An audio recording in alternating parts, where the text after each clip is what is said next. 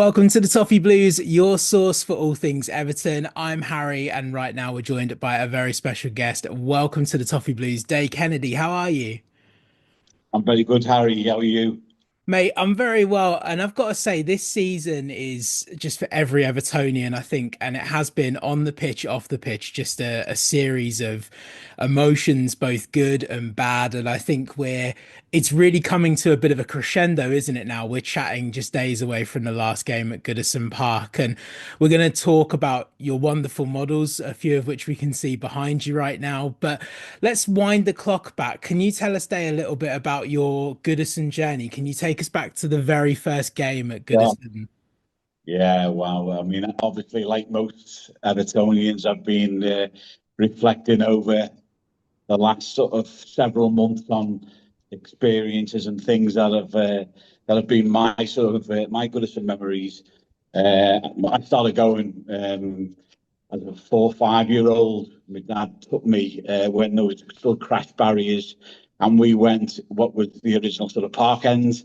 When it was before it was even bricked up as well. So it used to be like a big terrace as the Gladys Street was. Yeah. And my first game, I believe, because I say a 4 or 5 year old, our memories aren't great, are they? But yeah, I believe it was a game against West Ham that we drew 1-1 in 1971-72 season. So some of my heroes at the time were the likes of Steve Sargent and Dave Clements and John Connolly and people like that. And then, soon afterwards, the legends that were Bob Latchford and Martin Dobson sort of came on, and we became sort of a decent team. But lots and lots of memories over the years. I've been a season ticket holder for about 38 years now.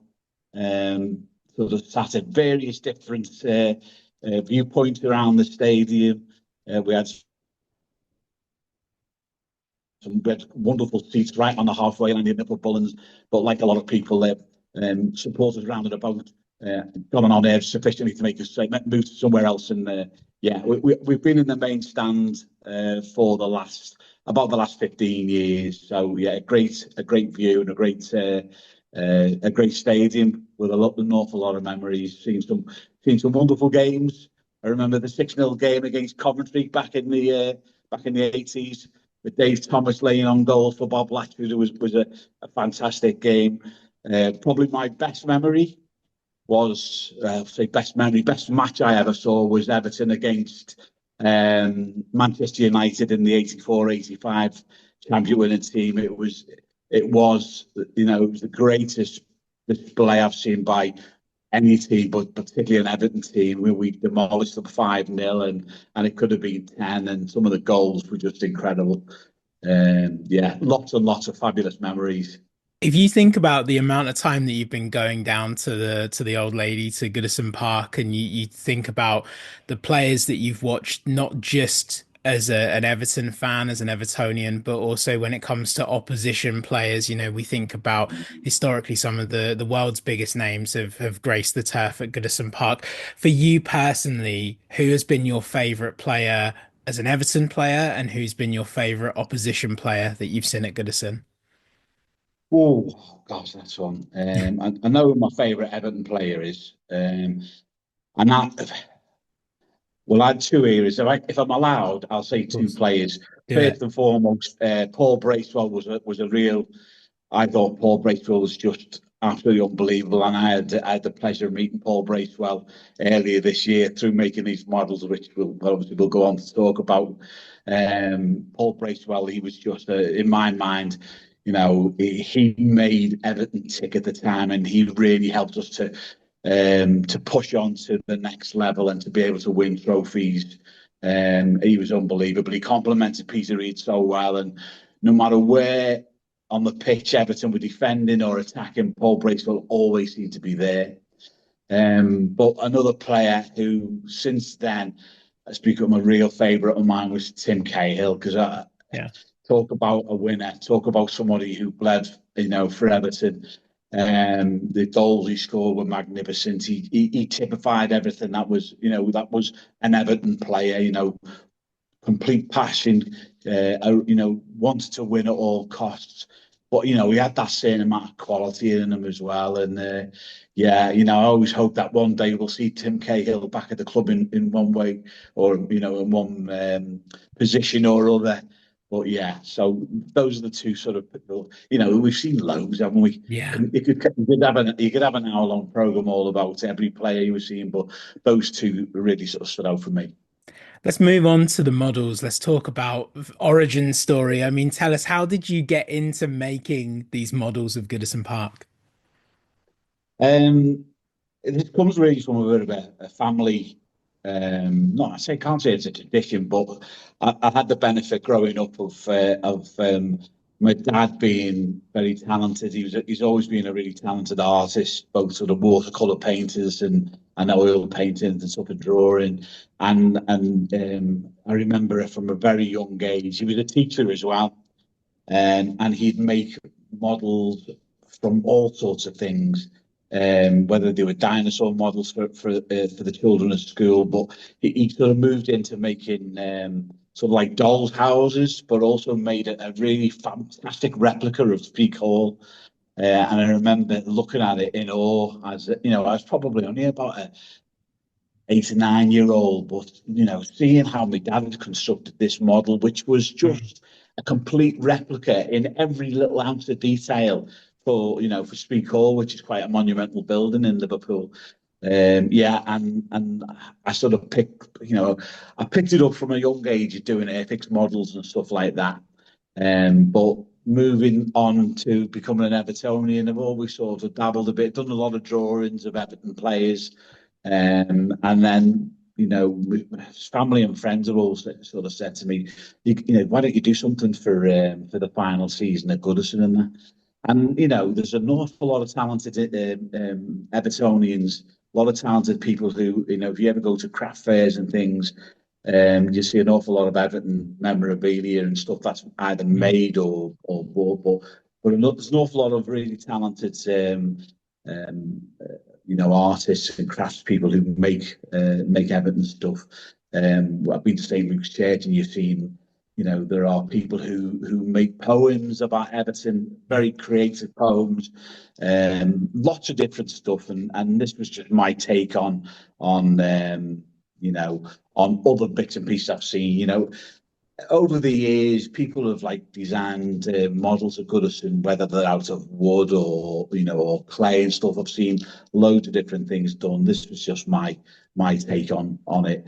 As I say, a number of my family and friends all asked, could I do something? And I made a model for my dad and for my son and my daughter and my sister and other family members, and you know, and then I put a couple of models out on social media, and people got to see them. And then I made one for Alan Myers, and Alan Myers spread it to some of his friends and colleagues. And then I was getting asked if I would make models for other people, and the guys at Toppy TV contacted me and made a couple of models for those guys as well. And then Liverpool Echo, sort of spoke to me as well and made models for those guys as well. So, it's like everything is social media is Yeah. the modern way of building a business, I suppose. Although this still is a hobby, it's not a business as it stands. It's just a hobby. But yeah, I've had the benefit of I think building the complete replica model of Goodison with every turnstile done probably on at least two or three occasions. Do you have a favorite part of the ground? Because we've got to clarify here that the attention to detail on these models is just outstanding, and congratulations to you, because it is just fantastic to look at. But do you have a favorite part of the ground to make as a modeler? I know you said that you've probably made Goodison two or three times over through the work that you've been doing, but is there a particular bit where when that brief comes in, you go, "Oh, I'm really glad I get to do this bit again"? Yeah, I know which part I don't like making the most, but That was going to be my next question. So, yeah, yeah. Well, I think the part I like making the most, and I've actually got a couple of big models. I'll bring one over. This is a model, and I don't suppose that we'll have any of the old legends on the podcast at the moment, but this is one particular model that over the last couple of weeks I've made 15 of these Wow. particular model, and that's because there's a Legends event at the Hilton Hotel where all the 84, 85 league winning team and cup winning team are all going to be there for the first time together in 40 years. And so the guy, Dave Cockle, who organised the event, I said to him, I said, it'd be really great to be able to give all the guys something to remember. And obviously, this particular turnstile, as well as like, it's got a nice little bit of detail because it's got like a door with a lock and a Yeah. handle and stuff on it.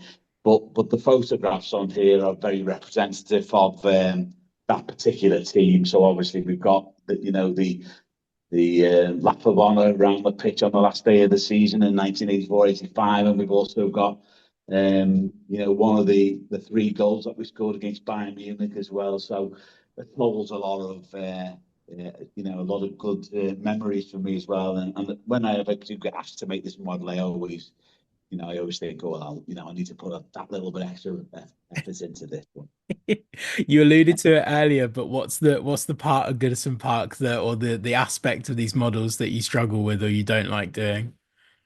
I wouldn't say I struggle with any of them really. It's more a case of the time some of them take to make. Yeah, The park end stands, obviously, it's very different. The brickwork, it's very easy to paint a model in the Everton blue, and that makes them, quite a bit easier to make. When you go into the detail of painting the park end stands, then you are literally painting individual bricks there. yeah.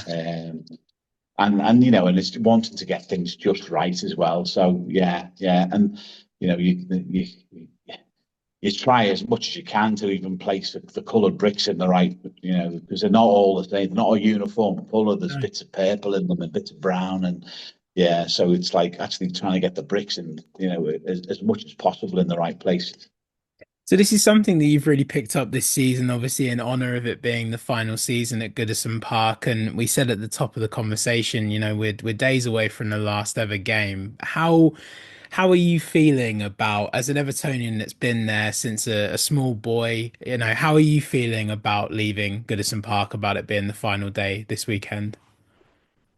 Um, it's all becoming a bit real now, isn't it? Yeah, I far think too I real. think up to yeah, I think up to this point, I've it's been a case of well, you look at what we're going to, and Bramley Moor is an or the Everton Stadium is an amazing piece of infrastructure, isn't Yeah. it? And I'm sure we're gonna build as many memories there as we've ever had at Goodison Park, and I'm really looking forward to that. I have been looking forward to it. So that's sort of taken away you know, the thought and I suppose fears about leaving Goodison.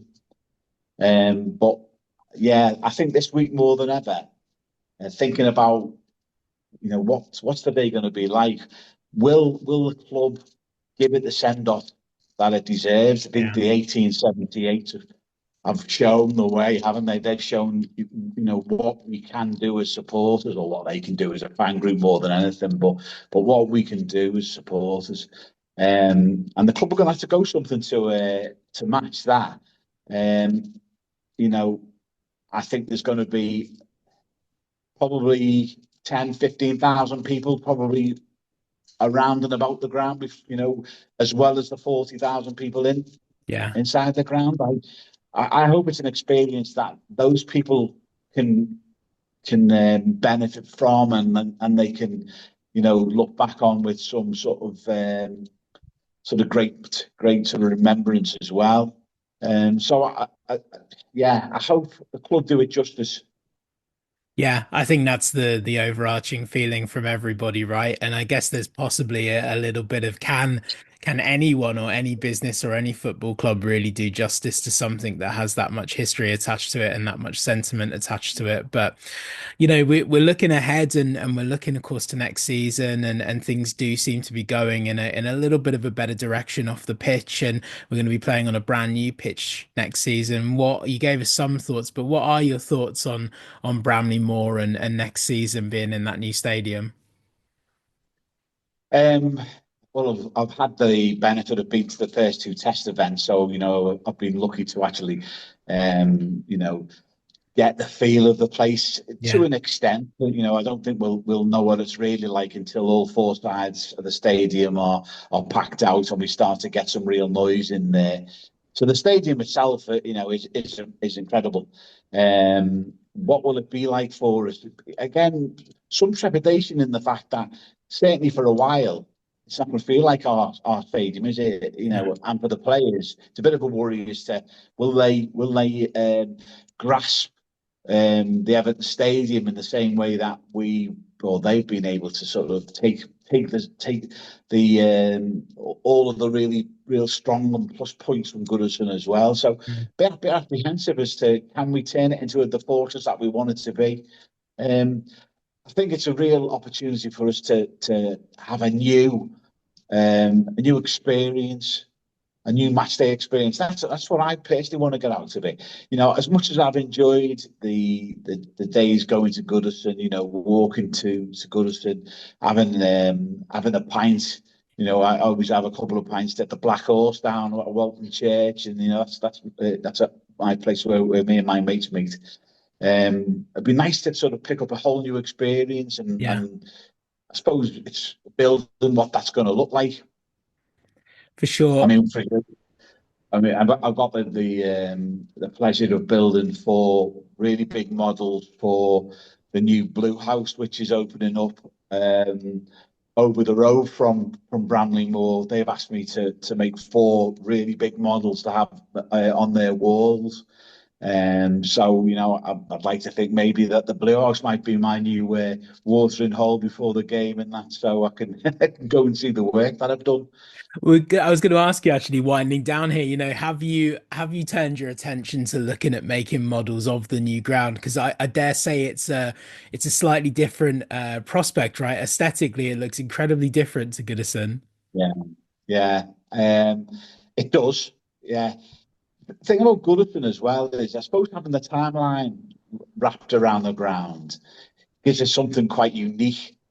Building a model of Bramley Moor or a turnstile of Bramley Moor, I'm, I'm not sure how it would look. I've no doubt I will definitely make models of it because I've been asked to make models of it already. So I will do. What it will look like, and how we can sort of build a decent enough representation of it, um, is another thing. I'm looking forward to seeing what branding the club sort Yeah. of put over Brandon Moore. At the moment, it's a bit sterile, isn't it? Yeah. Out of the box, it looks right now, right? It needs a little bit more identity, I think. It does, yeah, and I'm interested to see what they do with that because it's a big enough, isn't it? So there's certainly Yeah. scope there to have the badge and and the photos and things emblazoned all around. So yeah, looking forward to seeing what that's like, and then that might give me some more sort of thoughts as to how I might be able to make the model stand out a bit. Dave, final question, and I guess it's the obvious one. Where and how can people find your models? How can they get their hands on one? Um, well, yeah, it's strange, isn't it, really? Because you think, I always thought, well, if you're out on social media, then you'll just be inundated regardless. But to find me, the best place really is on Twitter. So my Twitter or X handle is at Day Kennedy _1. So you can find me there. You can find me on Facebook. I don't use Facebook a great deal. I'm thinking about putting an Instagram and TikTok account up as well. So but primarily through X. I've also, if anyone wants to contact me direct on my email address, it's day, and that's day as in today, tomorrow, any other day. So it's Day Kennedy 29 at hotmail.co.uk. You can email me direct on there as well. Dave, we're And gonna yeah, put all of I make all parts of the ground. Feel free to test me in any way you want to by building something large and unique, or small and and precise, whatever you want. But I can certainly, I can build any part of the ground that you'd like. So Dave, we're going to put all of those links in the comments under this video, and obviously those watching, we encourage you to subscribe and also to contact Dave to see his work up close and personal.